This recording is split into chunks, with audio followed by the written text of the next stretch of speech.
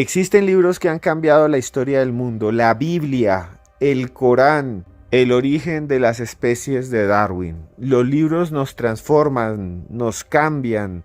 A muchas personas las han asesinado en la historia de la humanidad por un libro o por el conocimiento que recae en ellos, en esos volúmenes de papel. No sé ustedes, pero para mí es una sensación placentera tomar un libro con las manos, abrirlo y leer, viajar a otros mundos. Pero algunos de esos libros han provocado terribles cataclismos también, y hay muchos que dicen tienen magia por dentro, magia oscura, magia negra. En este podcast de Cruz Escribiente vamos a tener un invitado muy especial que nos va a contar sobre la historia de la Carta del Diablo, sobre un libro de Stephen King que está prohibido por el mismísimo Stephen King, porque tiene miedo de que se produzcan terribles acontecimientos si alguien lee esa novela. También les vamos a contar acerca de antiguos grimorios, libros aterradores, libros retorcidos, como el Codex Gigas o el Código del Diablo o la Biblia del Diablo. Y también, ¿qué tiene que ver una novela muy famosa con la muerte, nada más y nada menos que de John Lennon, uno de los cantantes más queridos de toda la historia? Así que abróchese los cinturones y escuche hasta el final, hasta el final, hasta el final, porque esto es Cruz Escribiente.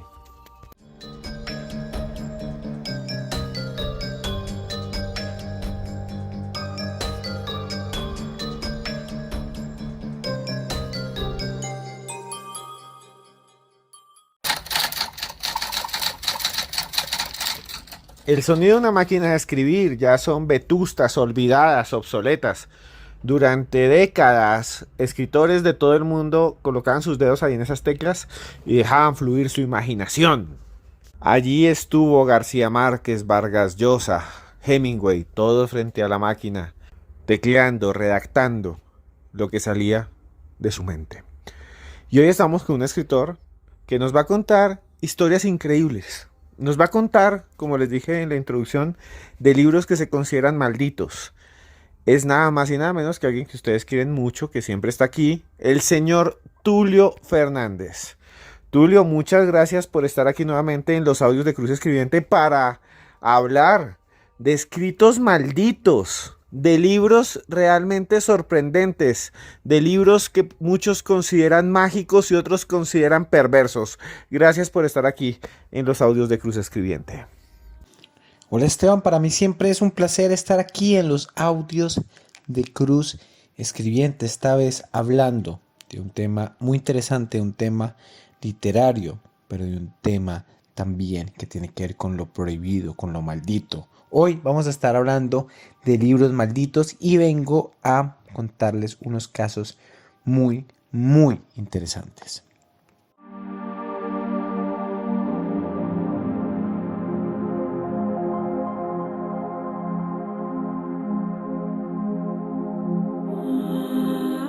Existe un libro realmente asombroso. Muchos dicen que es el más misterioso de todos los tiempos. Para algunos está lleno de profecías. Para otros simplemente es algo que se hizo en algún momento y que no tenemos la tecnología ni la capacidad de comprender. El manuscrito de Voynich. Y quiero que nos cuente sobre este extraño libro que realmente es asombroso. El extraño manuscrito de Voynich, que además tiene un montón de dibujos rarísimos, de grafías, de símbolos que muchos consideran ocultistas y que algunos incluso dicen demuestran el contacto con viajeros del tiempo, del futuro, o con, escuchen muy bien, seres de otras dimensiones. No tengo ni idea, eso hace parte de la leyenda. Sin embargo, lo que sí es histórico es que el manuscrito existe y no sabemos muy bien qué significan cada una de sus letras y símbolos. Tulio Fernández, cuéntenos por favor, ¿qué es el manuscrito de Voynich? Hay un manuscrito que es muy misterioso, un manuscrito que está en un idioma extraño, que tiene unas ilustraciones raras, que no se sabe hacia quién estaba dirigido y quién lo escribió.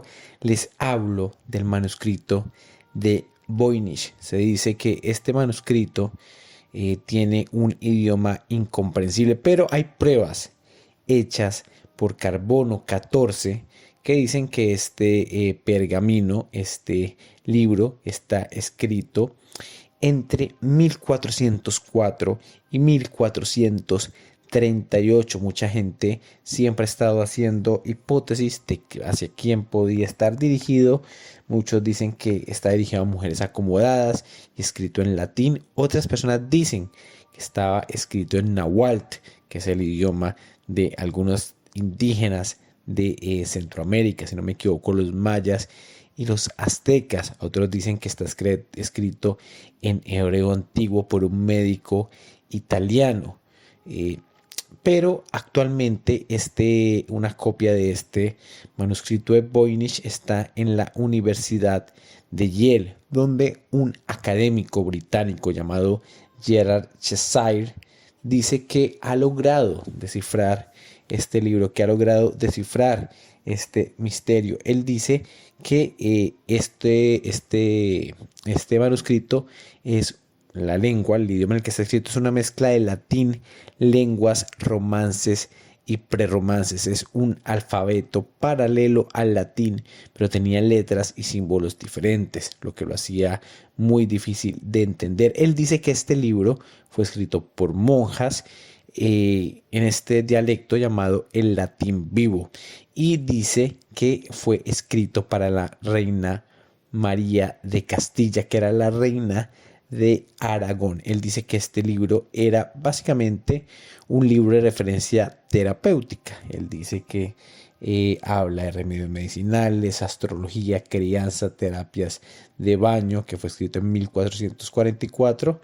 Sin embargo, hay otros escépticos, como la doctora Kate Wills, de la historia medieval, que dice que siempre hay teorías sobre el manuscrito de Voynich, pero ninguna de estas hipótesis, como la de este doctor Cheshire, han sido comprobadas, y que este libro, por lo tanto, seguirá durante mucho tiempo en el misterio. ¿Cuál será la realidad? ¿Cuál será el gran misterio de este manuscrito que no se ha podido resolver? ¿Será que el doctor Cheshire tiene razón? ¿Será que era algo de terapia medicinal, algo escrito por monjas en la isla de Isquia? ¿O será que la doctora Kate Wills tiene razón y seguimos esperando que se resuelva su misterio? Bueno, ahí está ambas opciones para que ustedes sepan. La realidad es única. Este es un manuscrito maravilloso que habla de lo ingenioso que es el ser humano. El manuscrito de Voynich, un libro maldito, un libro misterioso.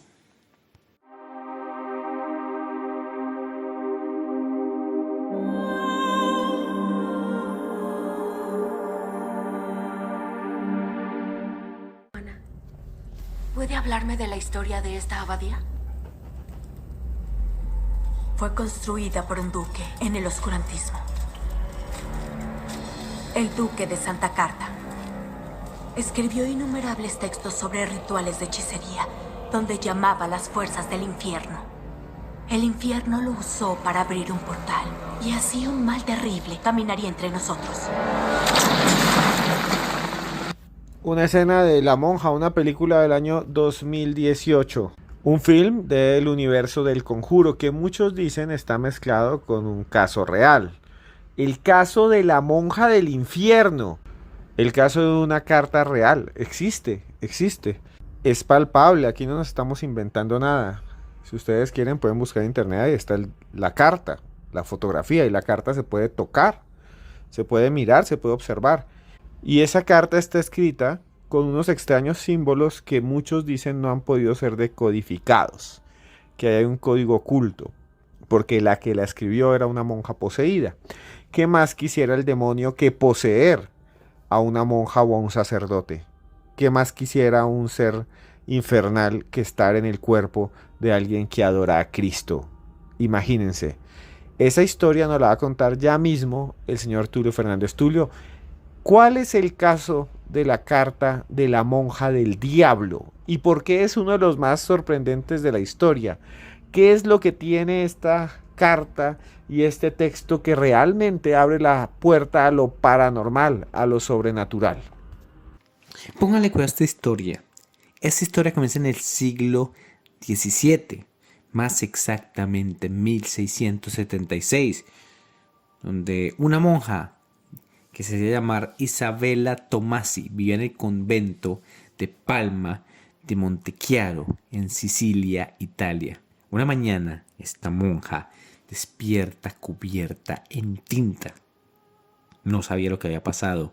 Miró sus manos manchadas y se alteró muchísimo cuando ve encima de la mesa varias cartas que ella afirma no haber escrito. Ella, se dice la leyenda que ella salió corriendo, asustada, angustiada, gritando, sin entender qué había pasado. Ella tenía una idea muy clara de lo que había ocurrido, que Satanás había tomado su cuerpo para poner su fe a prueba. Ya había escrito Satanás en el cuerpo de esta monja varias cartas, que era lo que la monja vio. Por eso vio sus manos untadas de tinta, por eso vio las cartas que no había escrito. Esto ocurrió en este año que les conté, en 1676, y la monja, cuyo nombre real era María Crocifissa de la Concezione, ella, nadie duda de su historia, porque era una monja que tenía 31 años, una monja que nunca había demostrado haberse apartado del camino de Dios. Estas cartas del diablo se volvieron muy famosas. Nadie había logrado descifrar su contenido porque estaban escritos en una lengua desconocida, lengua que para algunos sabios, para algunos eruditos, era la lengua del diablo, la lengua de Belcebú. Durante mucho tiempo, estas diferentes cartas, de las cuales apenas se conserva una hoy, estuvieron en el misterio, hasta que hace muy poco un grupo de investigadores del Museo de Ludlum en Italia empezaron a estudiar estas cartas y se dieron cuenta con las nuevas tecnologías de que se trataba. Usaron un algoritmo alojado en la Deep Web y lograron descifrar estas cartas. Ellos dicen que para lograr esta de traducción compararon los símbolos de las cartas con caracteres del griego, del árabe, del alfabeto rúnico, del latín. La conclusión es que esta monja había usado una mezcla de dialectos para crear la carta del diablo. Dicen que de su invención, este grupo de investigadores, lograron descifrar unas 15 líneas de la carta, en la que decían que la monja afirmaba que se vivía en una época de decadencia de la religión, que estaban en un sistema corrupto, que la Santísima Trinidad era un lastre y que Dios era un invento del ser humano. Pero lo que dice este grupo de investigadores dirigido por el señor Daniele Abate es que ellos no creen que esto haya sido una posesión demoníaca, que lo más posible es que Isabella Tomasi padeciera un desorden bipolar, posiblemente esquizofrenia, que la llevó a crear esta carta sin darse cuenta. Esto, para asegurar esto, dice que cuando ella entró al convento tenía 15 años y la monja estudió diferentes idiomas, que fue lo que pudo haber reflejado en esta carta del diablo, que dice ella que lo hizo por posesión demoníaca. Entonces, otro gran misterio, otro libro del misterio, unas cartas que se le conoce como la carta del diablo.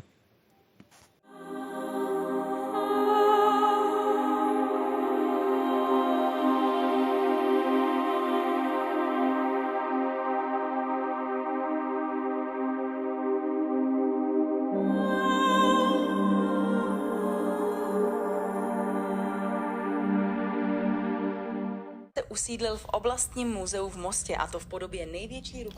La voz de una periodista checa que nos habla de algo muy interesante, el Codex Gigax. Uno de los libros más misteriosos de la historia de la humanidad, un libro escrito supuestamente por un monje que había sido condenado a ser empalado, a que le atravesaran una lanza por todo su cuerpo, empezando por el ano y saliendo por la boca. Le llamaban Germán el Recluso. Estaba en la actual República Checa en un lugar llamado Krudium. Y ahí Germán el Recluso, se dice, en el siglo XVIII, empezó a buscar la forma de hacer un pacto con el diablo, de salvarse de ese destino futuro por el cual había sido condenado por blasfemar y por estar en contra de Dios, de la palabra de Jesucristo, de los libros sagrados. Se dice que este hombre, Germán el Recluso, una noche se sentó en la mitad de su celda, elaboró un círculo, imagínese, hizo un círculo redondo, donde dibujó un pentagrama y luego se arrodilló en la mitad y le pidió a Satanás, al demonio, a Lucifer, que le ayudara a redactar un libro gigante, un texto en donde estuviera retratada la mística, la magia, los embrujos, los hechizos, los sortilegios más poderosos del mundo.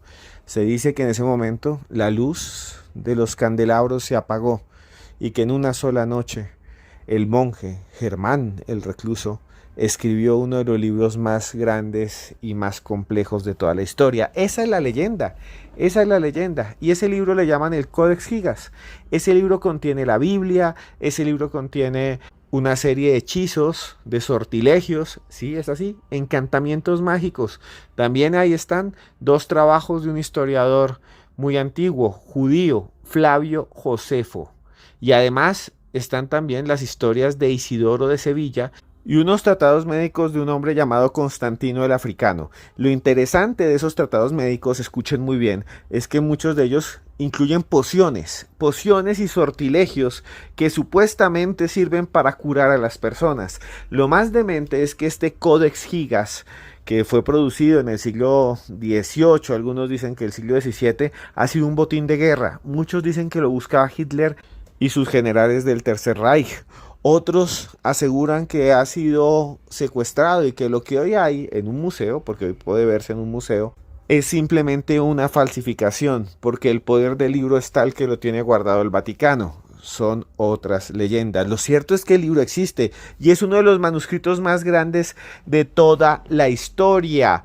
Le llaman también el Código del Diablo o el Libro del Diablo, y hay una historia muy interesante porque hay un demonio que está dibujado que tiene 4 dedos y que tiene 2 cuernos y que le sale una lengua bífida como de serpiente y cuyos pies tienen unos talones deformes, contrahechos. Ese es lo que está dibujado allí en el Codex Gigas, uno de los libros más misteriosos del mundo, y se dice que el demonio le pidió a este monje, que era un monje benedictino del que hemos hablado, Germán el Recluso, que supuestamente escribió este libro gigante en una noche con un pacto con el diablo, o mediante el pacto con el diablo, le pidió que lo dibujara, y ese es el dibujo original del diablo. Se dice que ahí está dibujada la verdadera forma del demonio, una forma humanoide, una forma monstruosa. Aunque muchos dicen que el libro es mucho más antiguo y se remontan al siglo XIII, concretamente al año 1204. También algunos historiadores sugieren que en el año 1500 el Codex Gigas perteneció a una orden muy extraña llamada los Monjes Negros.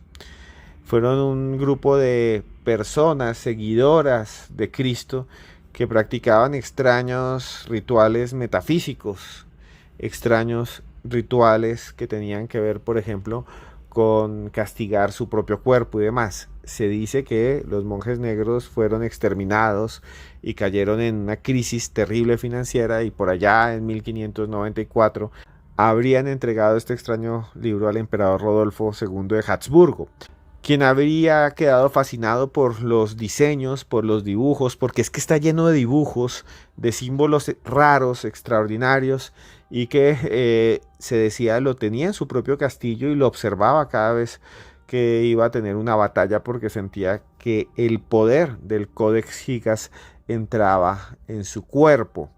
Lo cierto es que durante muchos años el códex estuvo en el Museo Metropolitano de Nueva York, concretamente en 1970. Y hay un montón de historias de mentes de ocultistas, de personas que estaban en sectas, que tenían que ver con el demonio, de satanistas, que viajaban para ver el libro y copiar sus extraños sortilegios. Y eso sí es bastante raro. En el año 2007 el libro volvió a Praga y está allá, está exhibido en la Biblioteca Nacional Checa. Lo interesante de este libro es que además de estos símbolos extraños, raros, sinuosos, paranormales, hay muchas personas que le dan de alguna manera un significado místico a cada una de las palabras que están ahí. Por ejemplo, en el texto supuestamente se exhiben los secretos mágicos del mismísimo rey Salomón. Y lo más demente de este libro realmente es su tamaño. ¿Saben ustedes? Pesa 75 kilos. Es difícil de alzar, imagínense, un libro de 75 kilos y mide 22 centímetros de grueso. Imagínense, esto es una cosa muy grande. El Codex Gigas es una cosa brutal. Y es un libro lleno de misterios. ¿Por qué lo escribieron? ¿Quién lo escribió? ¿Por qué hay tantas imágenes del demonio? ¿Por qué un monje metido en la mitad de un monasterio iba a escribir hechizos y sortilegios prohibidos en ese momento por la iglesia? Porque imagínense, era una época donde a la gente se le perseguía, se le torturaba por la Inquisición. ¿Quién escribió el Código del Diablo? ¿Quién escribió realmente el Codex Gigas? Un misterio sorprendente que les contamos aquí en Cruz Escribiente.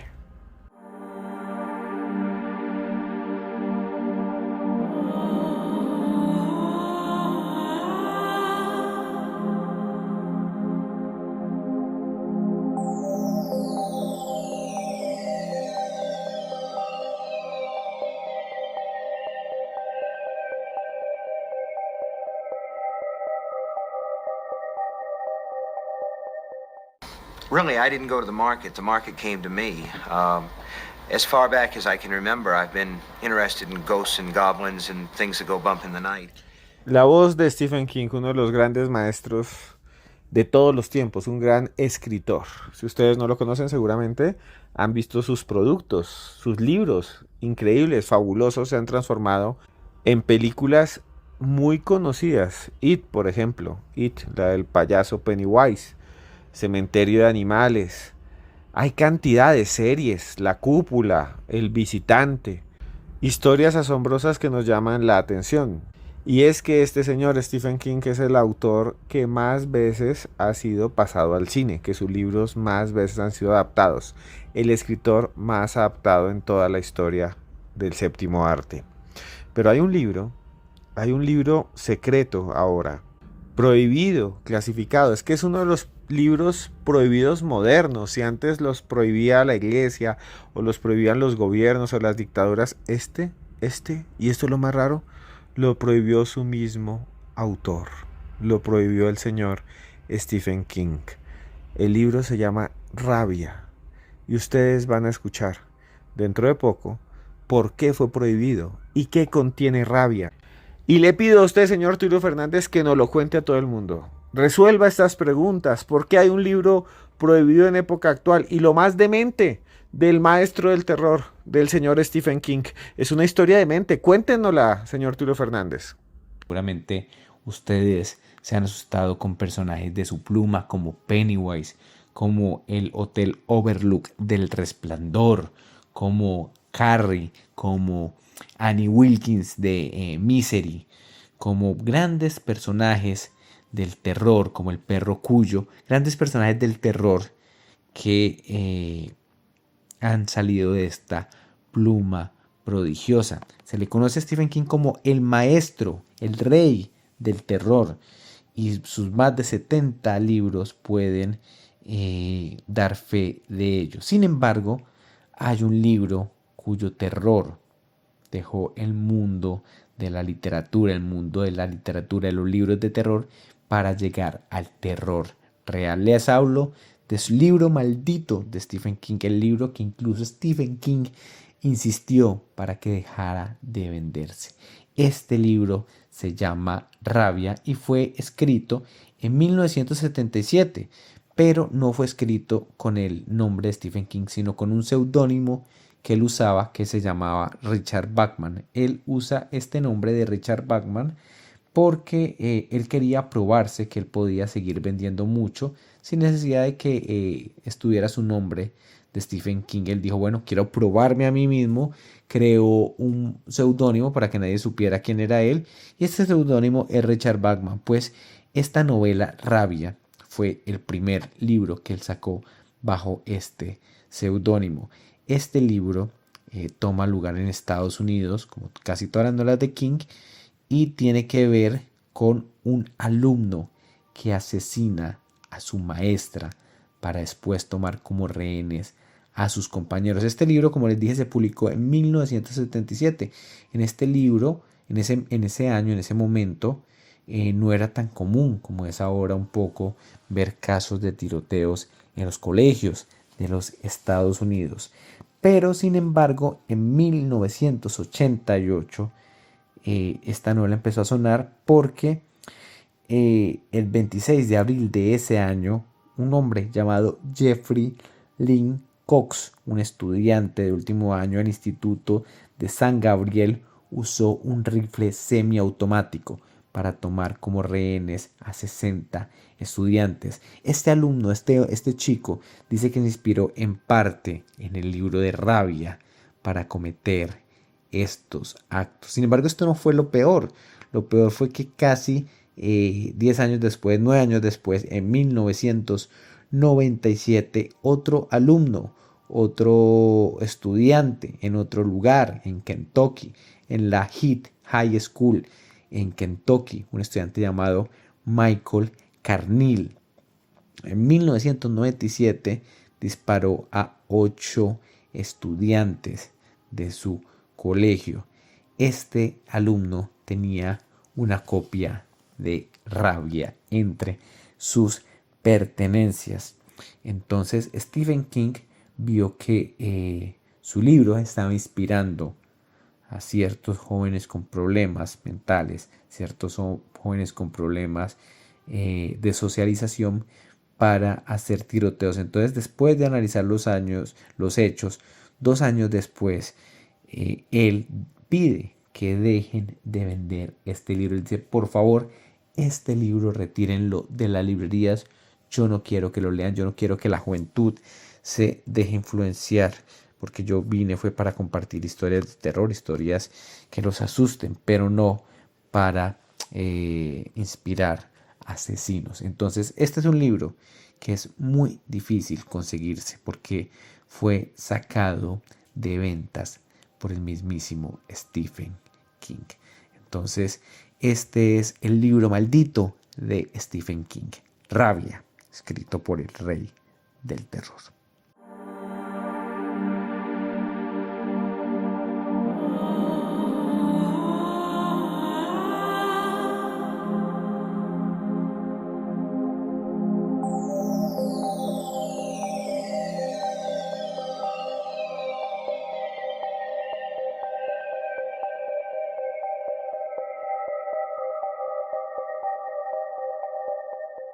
That I mentioned earlier, Paul Goresh, he kind of pushed me forward and said, here's your chance, you've been waiting all day, you've come from Hawaii to have him. La voz de Mark David Chapman cambió la historia en dos. Este tipo, un desgraciado, un terrible criminal que está en la cárcel, asesinó a John Lennon, lo mató.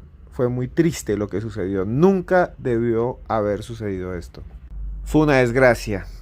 Y sucedió el 8 de diciembre de 1980. Algunos días después, la gente empezó a decir que había un libro maldito que había provocado al asesino y se convirtió en uno de los libros más vendidos en la historia de la humanidad. Les estoy hablando del Guardián entre el Centeno, que además muchos dicen tiene significados muy extraños, simbólicos el texto. Tulio, ¿cuál es la historia del Guardián entre el Centeno? ¿Y por qué es tan complejo? ¿Por qué ese libro es visto como algo realmente maldito? Uno de los cantantes más famosos e importantes en la historia del rock es John Lennon. Su grupo, los Beatles, cambió la música para siempre. Y él mismo, como solista también, fue un cantante muy importante. Este famosísimo cantante fue asesinado de una manera cruel el 8 de diciembre de 1980 a las 11 de la noche, cuando un sujeto llamado Mark David Chapman lo mató, le dio balazos y lo mató. Este hombre cargaba lo cogieron cargando dos objetos: el revólver con el que realizó los tiros fatales y una copia de un libro muy famoso llamado El Guardián en el Centeno de J.D. Salinger.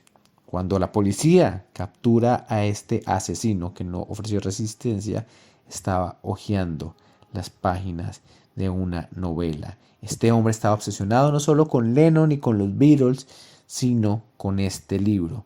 En el libro había escrito: esta es mi declaración. Esta novela, El Guardián en el Centeno, fue publicada en 1951 y trata la historia de un joven de 16 años llamado Holden Caulfield, quien empieza a contarle su vida, comenzando con su expulsión del colegio y deambulando por Nueva York. Este libro habla de este hombre, de este personaje que ve la falsedad de todas las personas que han pasado a la adultez. Esta novela influyó muchísimo en Chapman, quien cuentan varios artículos. Uno de People de 1983 intenta imitar la vida del personaje de la novela. Incluso quiso cambiarse su nombre de Mark David Chapman a Holden Caulfield, que es el nombre del personaje del Guardián en el Centeno. Él dice que este libro, mandó una carta desde la cárcel, contiene muchas respuestas y que todas las personas deberían leerlo. Este libro, mucha gente antisocial lo ha leído, y porque incluye fantasear con matar a una persona. Holden Caulfield lo piensa, llega a considerar la idea, pero a diferencia de Mark David Chapman, no lo hace. Él se arrepiente y no mata a una persona. Sin embargo, no solamente Chapman tenía esta idea, sino varias personas más. Por ejemplo, el caso de Robert John Bardo, quien mata a una modelo llamada Rebecca Schaffer, y John Hinckley Jr., quien intenta matar al presidente Ronald Reagan de los Estados Unidos en 1981. Es curioso porque Chapman se obsesiona con Lennon porque él dice que los Beatles, John Lennon decía que los Beatles eran más grandes que Jesús, y Chapman era cristiano, y esta frase le dolió muchísimo. Él luego relaciona este libro a Holden Caulfield y Lennon, diciendo que Lennon era una de estas personas falsas, una de estas personas que Holden Caulfield odiaría. Sin embargo, el destino, la tragedia ya estaba hecha en este hombre Chapman, porque quería matar a más personas: al gobernador de Hawái, a un conductor de televisión, a la viuda de John F. Kennedy, a la actriz Elizabeth Taylor, al actor George C. Scott. Incluso también quería matar a Paul McCartney. Sin embargo, Paul McCartney no era tan accesible como lo era John Lennon, por eso se decide por él. Entonces, esta es la historia de cómo El Guardián en el Centeno, un libro existencialista, un libro de un hombre que simplemente cuenta su vida, se convierte en inspiración de asesinos. Lo voy a dejar con un fragmento del libro que fue el que inspiró a este asesino. El fragmento dice: muchas veces me imagino que hay un montón de niños jugando en el campo de Centeno, miles de niños, y están solos. Quiero decir que no hay nadie mayor vigilándolos, solo yo. Estoy al borde de un precipicio y mi trabajo consiste en evitar que los niños caigan a él. En cuanto empiezan a correr sin mirar a dónde van, yo salgo de donde esté y los cojo. Y eso es lo que me gustaría hacer todo el tiempo: vigilarlos. Yo sería el guardián entre el centeno. te parecerá una tontería, pero lo único que en verdad me gustaría hacer. Sé que es una locura.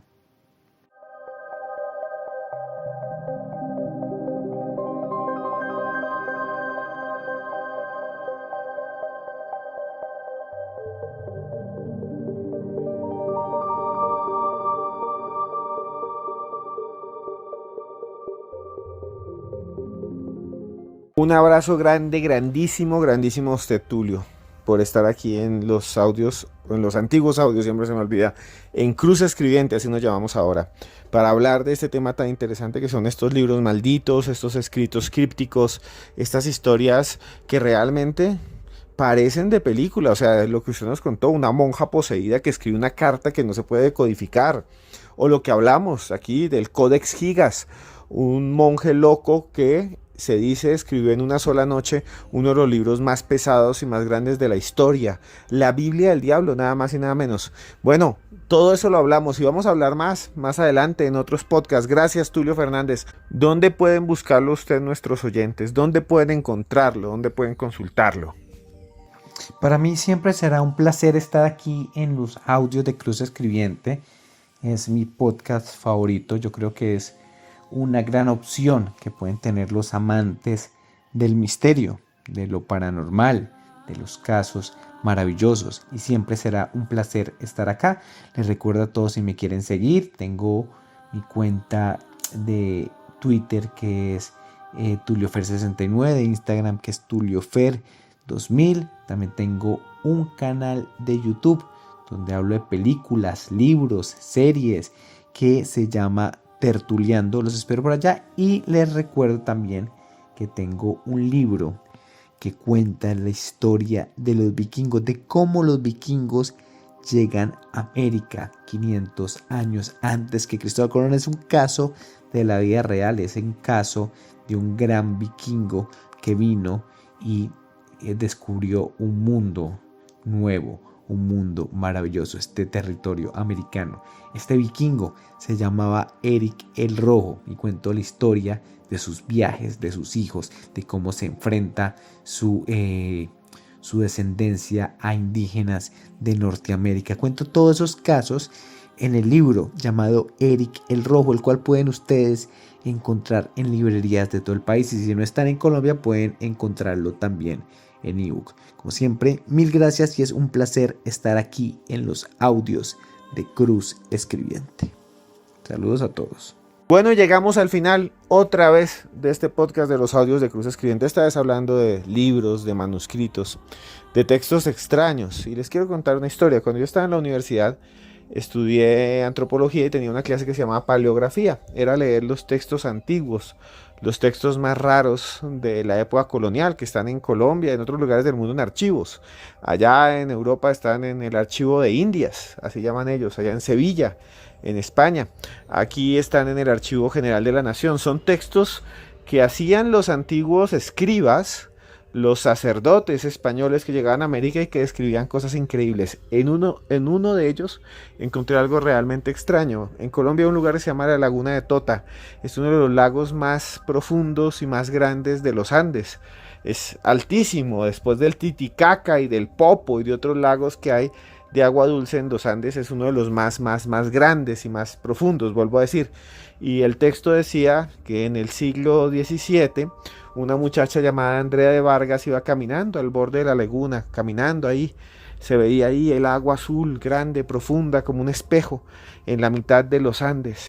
Eso dice el texto, cuando de repente vio como una sombra negra que se acercaba, como si una masa estuviera dentro del agua, una masa que se movía, palpitante, rítmica. Imagínese usted eso, que va al lado de una laguna y ve una masa negra grande, y de repente, dice el texto, de allí emergió una especie de cabeza gigantesca, como un brazo largo, fibroso, musculoso, negro, en cuya parte superior había como una bola, una especie de círculo lleno de cuernos y ojos. Y ella se asustó mucho y salió corriendo. Los textos hablan de que en ese tiempo se creía que vivía un monstruo allí, en la Laguna de Tota. Le llamaban el Diablo Ballena. El Diablo Ballena. Luego encontré otros textos, otros libros que hablaban de lo mismo, de una especie de criatura que vivía allí antes del monstruo del lago Ness o del Nahuelito. Ya aquí en los Andes se hablaba de una especie de criatura lacustre, y ese ser, se dice, salía y atacaba a los venados y los engullía, o también atacaba a las ovejas y a las mismísimas personas, a aquellos que llegaran allá a caminar por los dominios de esta extraña criatura. Al día de hoy no se sabe mucho de qué sucedió. Hay gente que sigue muriendo ahogada allí en la laguna, y muchos dicen que se la traga una fuerza oscura, una fuerza aterradora. Eso es una parte de los textos extraños coloniales que hay aquí en América Latina. No solo lo que hemos visto del manuscrito de Voynich, y hay muchas cosas más, ¿no? Hay muchas cosas increíbles. Eso está en un libro que se llama Expedientes X Colombia. Si usted es colombiano y me está escuchando y le gustan esos textos y estos temas, busque ese libro, Expedientes X Colombia, cómprelo. Le juro que le va a gustar. Y siempre hay que viajar y buscar el misterio, ir hasta los lugares más lejanos que se pueda, ir, conocer, hablar con las personas. Yo quiero hacer eso con ustedes. Quiero ir a Egipto, quiero conocer Egipto, quiero conocer las pirámides, quiero caminar frente a la Esfinge. Dentro de poco en mi Twitter, en mi Instagram, que es @cruzescribiente, voy a poner ahí la información. Ahí va a decir cuándo, cómo, dónde vamos a hacer ese viaje. Espero que va a ser muy barato para que ustedes puedan ir y también pues podamos ir juntos. Y nada, decirles a ustedes que muchas gracias, que lo que hacemos aquí es con mucho esfuerzo, con mucho trabajo, entrevistando a nuestros invitados, buscando temas para ustedes, y que apreciaría muchísimo que me digan qué tema quieren que desarrollemos aquí en Cruz Escribiente.